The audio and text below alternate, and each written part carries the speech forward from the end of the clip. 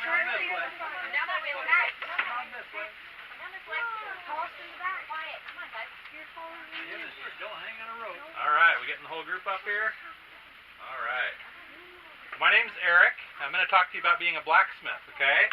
2 quick safety rules for you. The rope isn't heavy enough to hold you up, so as you get interested, don't lean forward on the rope because it could give away and I don't want you to get hurt, okay? Okay. Second thing is don't be helpful. I know your parents and teachers never say that to you, right? They always want you to be helpful. What I mean is if I drop something or if it falls on the ground back here, don't reach for it to hand it back to me, okay? I'll pick it up if I need it, but things can be really hot and I don't want you to grab something that's hot and get burned, okay? All right.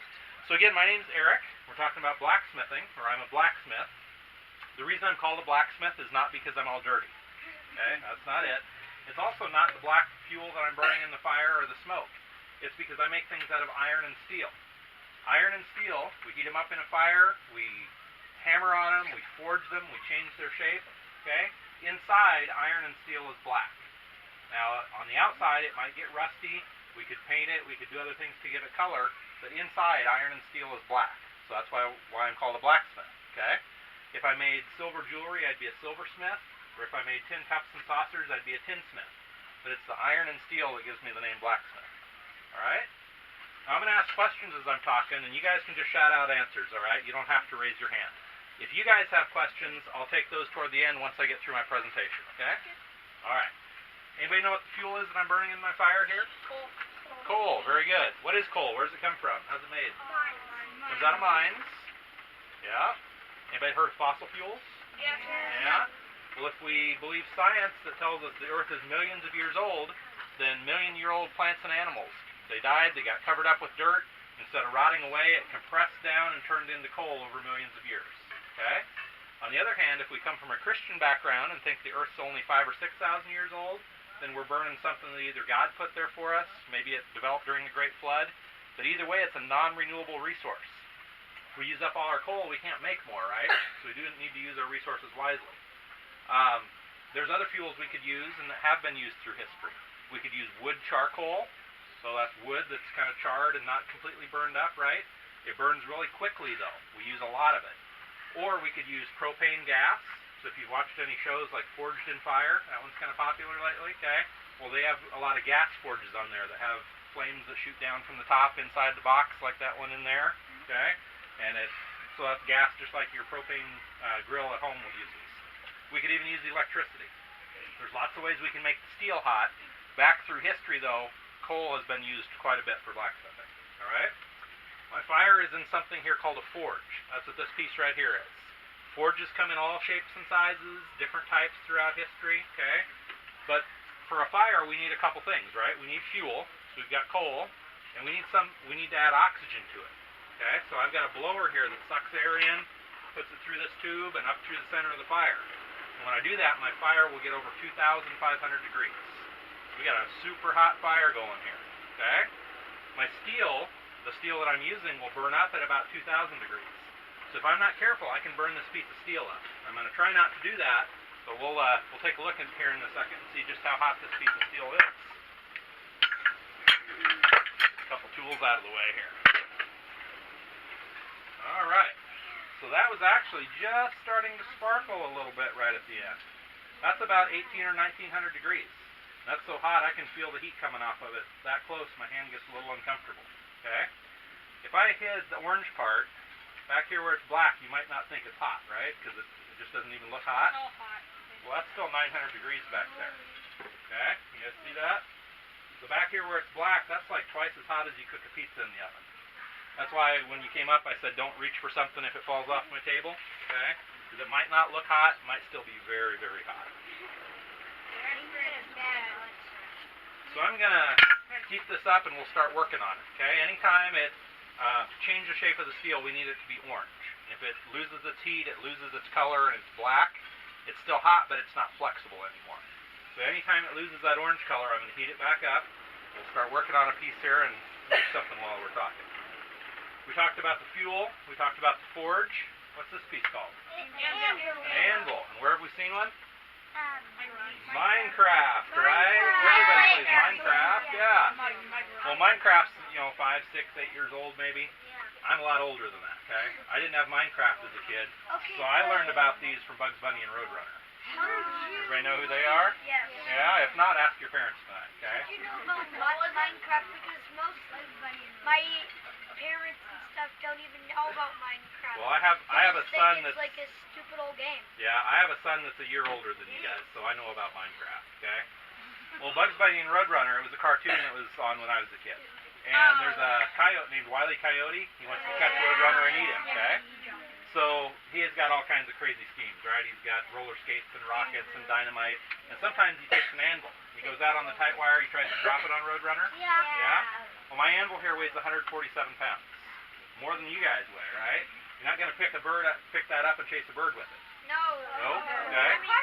We got a big heavy anvil because we want to change the shape of this steel.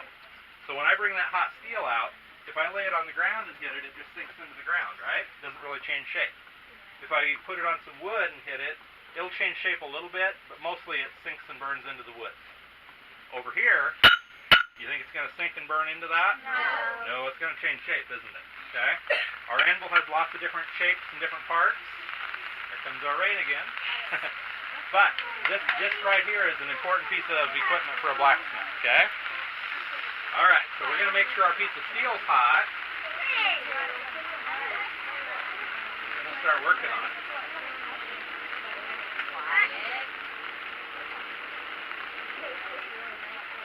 All right, let's start making something.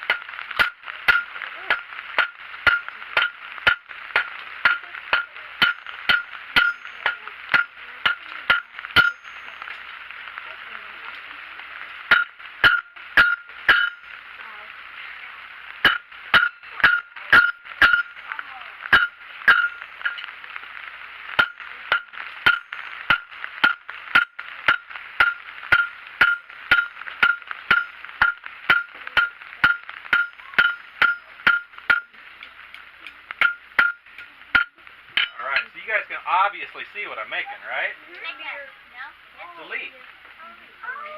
Can't you tell? No, not really? Yeah, I got a little more work to do, don't I? Okay? Because I heard some of you guys say spear or arrowhead. Well, I could turn that into a spear or an arrowhead, right? But I'm going to make a leaf out of it.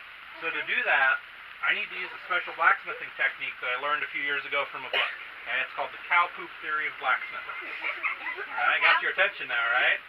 So, a theory is a way of thinking about things. We're going to think about cow poop and hot steel, because they're kind of the same. Okay? Imagine that Farmer John's cow comes through here and leaves a big pile of cow poop out here, and one of you guys is ornery and goes and jumps on it with both feet. Which direction is the cow poop going to go? Down. No, the ground's underneath. Your feet are up. Which direction is the cow poop going to go? Sideways. Out in all directions from your feet, right? Okay? Well, instead, if you took a baseball bat or a stick and you hit the cow poop with it, which direction would it go? No, we got the stick coming down. Sideways, right?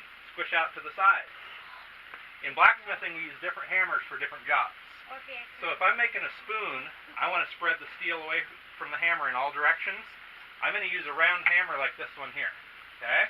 And if I hit hot steel with that, that's like your feet jumping on the cow poop. It spreads out in all directions. But if I'm making a leaf, maybe I want a wide, short leaf. Maybe I want a long, skinny leaf. If I'm making a knife or an arrowhead, I need to tell the steel, I want you to go this way, or I want you to go this way. Okay? So I'm going to use a hammer shaped like a baseball bat or a stick. Now if I take that and I hit some hot steel with it, if I hit like this, that's going to make it spread out this way. Or if I turn and go like this, that's like the stick hitting it, making it go that way. Okay? Cow poop theory of blacksmithing. Got it? Got it. Alright, I'm pretty sure it's on your quiz tomorrow, so make sure you remember it. You do have a quiz on this, right? Are you sure? I saw a teacher taking notes before. So. I want to take that quiz.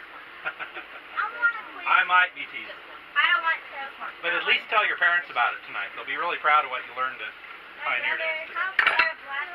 Alright. So we're going to heat this up and we're going to use that, what's it called? Cow poop theory of blacksmithing. We're going to use that to spread out and make a wide leaf here. Okay?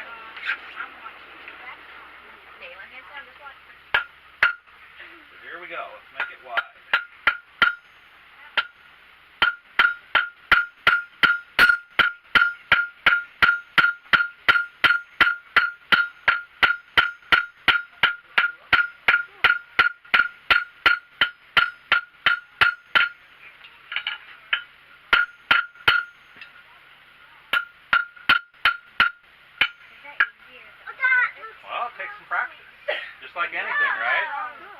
tried to shoot a basket, you probably didn't make it, right?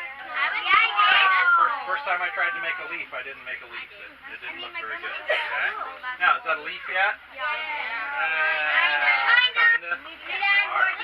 More detail, that's right. More detail.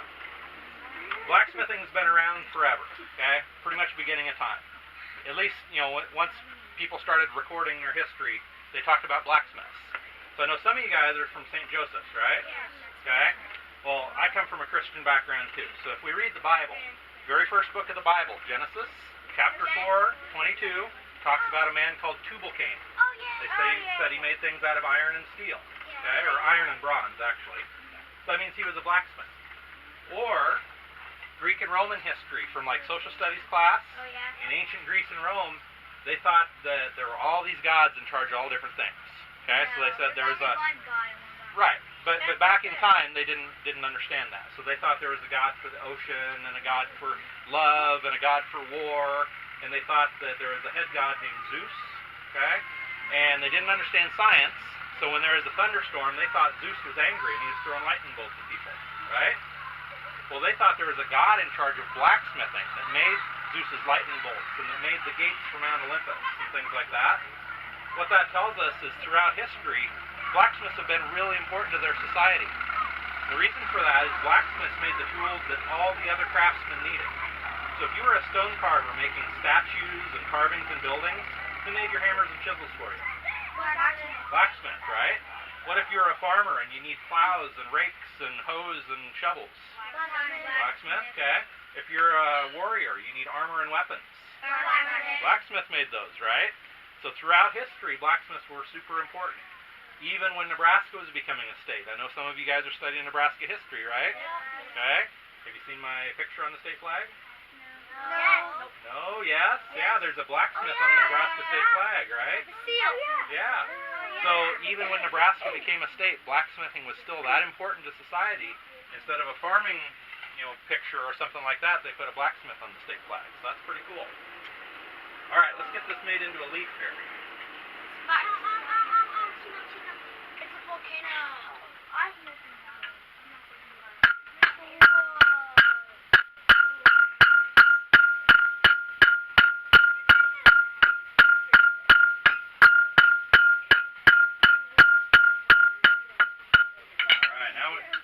cow poop theory of blacksmithing, that was kind of like a baseball bat on the bottom, wasn't it? So it helped me spread that out and make a long, skinny tip on the leaf. Now it kind of doesn't look like a leaf. Kind of doesn't? Nope. Oh, let's make it back into a leaf. You gotta twist it like this. Because it takes stuff home that you make. Unfortunately, it takes me so long to make something that I can't make enough for everybody. Okay? But if you're interested, you can look at my website. I sell things through there. We'll be out here on Saturday for the Harvest Festival. Well, my website, my last name is Klaus. Kind of like Santa Claus, but with a K. Okay, so Klaus Creations. What do you think? Leaf? No, Pumpkin? Hershey's Kiss? It looks like an Hershey's Kiss. Hershey's Kiss? Yeah. All right, let's get it into a leaf here. I think it looks like one of Donald Trump's hairs. Good job, Ryan. Good job. Ryan's over there. Oh my gosh, look at Grayson's hair. Oh my god. Hey, what? What are you doing? So I said blacksmiths make a lot of tools, right? Yeah. Well, we make a lot of our own tools, too. We make a clamp to hold it down so we can use two hands for other tools. So you made the decorations? Yep. You did on this one. Yep.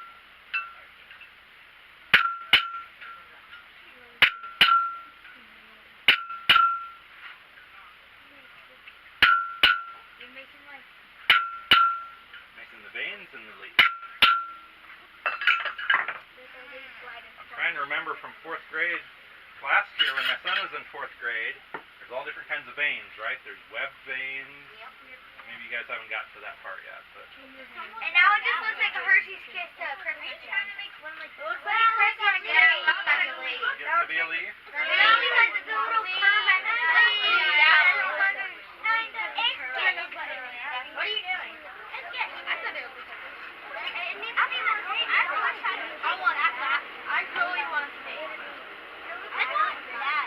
guys, I've kind of talked about the things I wanted to talk about. What blacksmithing questions do you guys have?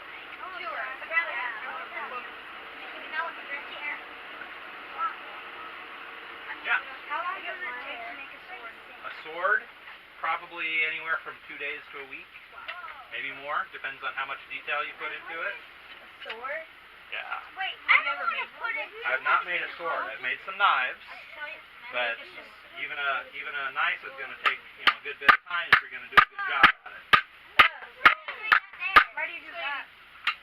Just to make it the shape. How do you get it up like that? It's because that. All right. So now our leaf has a little bit of a curl to it. Okay. I just got some of the leaf because that curve at the top. Some leaves have a curve at the top. That looks like a leaf. Let's do a quick finishing thing to it. So I might turn this into a wall hook. Wizard one? How do you get it up? So you see the hook on the table there? Okay, hold on. See the hook on the table there? Yeah. So I can make it into that. I could cut the leaf off and make a keychain or a necklace. Lots of different things I could do with that. Okay. When I'm all done, I might want to give it some color. So what I'm going to do is cool it just a little bit, and then I've got a brass brush that'll melt some of the brass onto it. Now it's got a little bit of color. Oh, that's where the golden thing came from. Okay? And remember, this is bright orange. It was like 1800 degrees a little bit ago. I'm going to cool it off here. We can pass it around and take a look at it. Okay? Not hot anymore. Okay? I'll start it over here. You guys can pass it around and take a look at it. Okay? While you're passing that around from that direction, this is coal. This is what coal looks like. Okay? So you can pass that around, but don't put it in your pocket. Take it home. Why do your parents say you're always going to get coal for Christmas because you're naughty, but it's actually chocolate? Well, this definitely isn't chocolate. Okay? Better not try to eat it. All right. So somebody mentioned the Harry Potter wand over here, right? Yes. Okay. Well, for a Harry Potter wand or for a post for our fence or railing or something like that, we might want some decoration in it. So I'm going to heat up the next little section here, and I'm going to put some decoration in it, okay? Oh, wow. That's big. Fourth grade. Ryan. Bye, guys. How long does it take to make that? So each group that's been coming up throughout the day, I've been doing one little section in it, okay? So if I was doing them at home, I'd probably do it a little quicker and use more tools to make more twists at the same time. But basically this piece has taken me about 2 days to make because of all the little twists in it. How do you make it? Well, you're about to find out.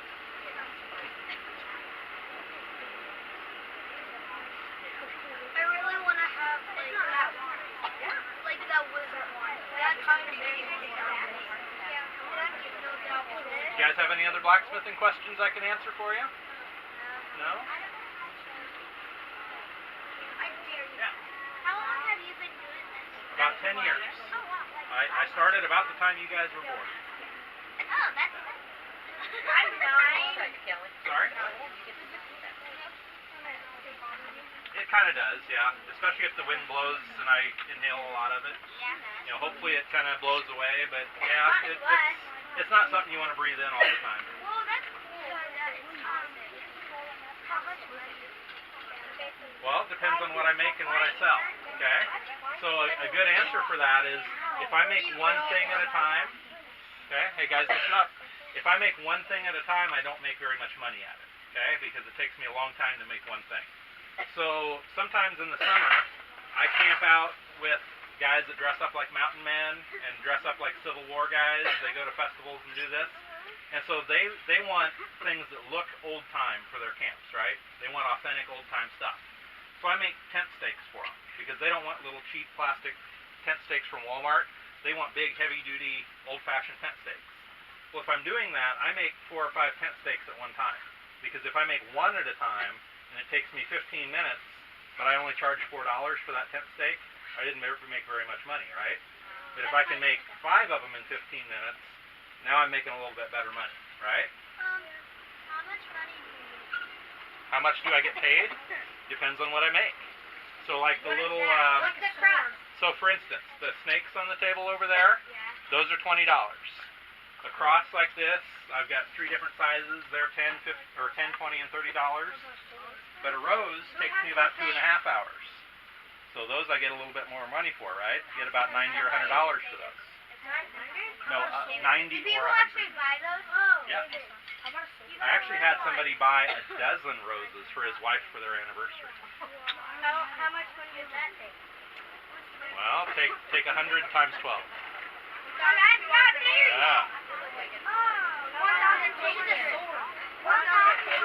All right, let's get this piece twisted here, okay?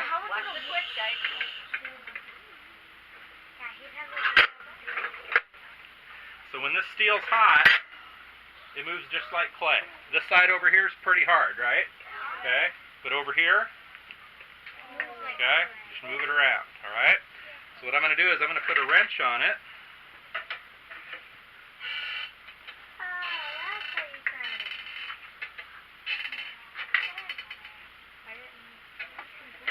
Okay, it's a little bit low, so we'll straighten that out.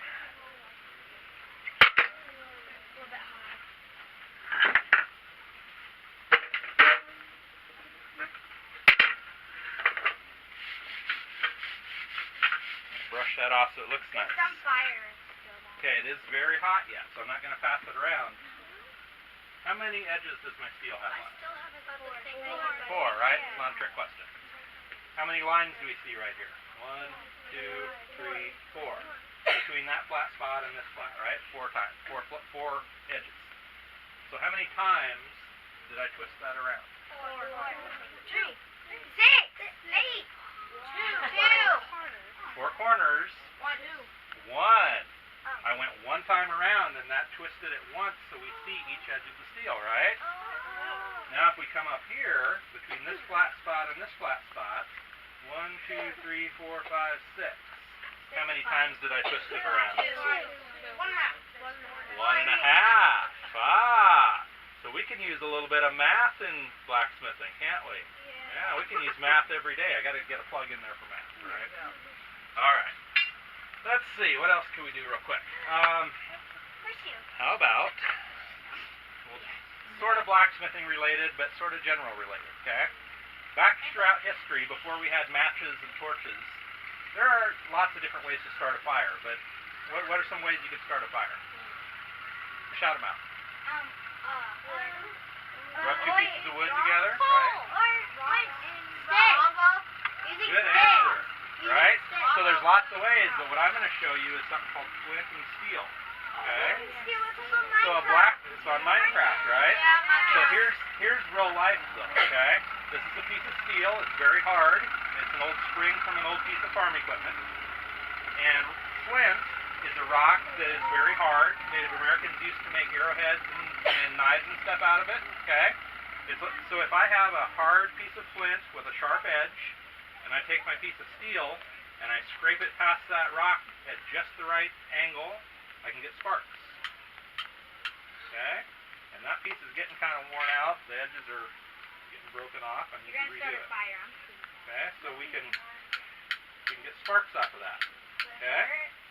So now if I could catch those sparks on a good charred piece of cloth here, a good black piece, that is very fragile, so it may just break apart on me.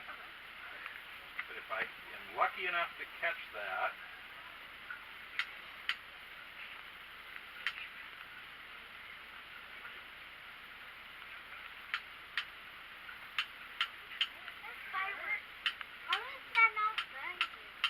well, they're hot, but they burn out really quickly. You're probably so used to it. And so what we got to do is we got to catch those on that cloth just right. Now I'm kind of struggling with it today because for one thing, it's raining, and so even my cloth here is a little bit damp from the humidity in the air. Okay, so you can see it's not easy. All right, but it can be done because we can get good sparks off there. We just got to get them to land in the right place. Okay. So that's one way we could start a fire, for a campfire, for a forge, whatever.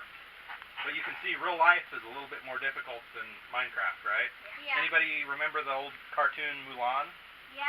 Yeah? So there's a scene in there where Mulan charges toward the enemy and sticks a rocket in the snow because she's going to shoot this rocket up and knock all the snow down on the enemy, right? And so she sticks the rocket in the snow and she goes, and the rocket lights off, right? little bit tougher than that, isn't it? A little bit tougher to get a fire started with flint and steel, but it can be done. In Minecraft, Okay? all you have to do is like hit buttons. Yep. Right. Well, real life, things take a little work and a little practice, right? So one of the questions some people ask is blacksmithing hard? Sure, it's hard, but it gets easier. The more you do it, the easier it gets, right? The more you practice anything, the easier it gets. Okay? What other questions do you guys have? In Minecraft, do you play Minecraft? I've played it a little bit. It's fun. It is kind of fun. So have you heard of the guy called Hero Brian? No. Okay, so Hero Brian, me and my brother were playing on the same server, and Hero Brian steals some of our stuff. Okay. So a creeper killed me, and like in my house, because Wyatt just opened the door and then came up behind him and blew up both of us. And the blacksmith came and saved the day? No. No? Oh, I was waiting for the moral of the story there. I dropped my enchanted diamond sword, and OMG, it was just so bad. He stole it. So me and Wyatt were like, we're not safe in Minecraft anymore. We're deleting. Time to move? We're deleting. Okay. All right. So I got one quick question here yet, maybe two. How much would the Harry Potter one cost? I get $15 for those. All right. One more question? What made you want me in that place? Well, that's a good question. I had a grandpa that was a blacksmith, and it's just something I was always interested in. So about 10 years ago, I took a class, and I just kind of got started that way. On Okay. Minecraft,